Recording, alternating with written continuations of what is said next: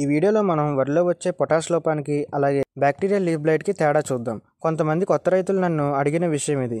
So వీడియోలోకి వెళ్ళిపోతే first ఈ పొటాష్ లోపం కానీ గుర్తించినట్లయితే ఆకులు పసుపు లేదా ఎరుపు రంగులోకి మారిపోతాయి.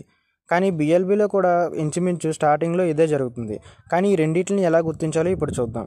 సో ఇక్కడ తేడా ఏంటంటే ఇది ఆకు ఈ మార్జిన్స్ ఉన్నాయి కదా, అంటే ఈ ఎడ్జెస్ నుంచి స్టార్ట్ అయ్యి మధ్యలోకి పసుపు లేదా ఎరుపు రంగులోకి వచ్చేస్తుంది.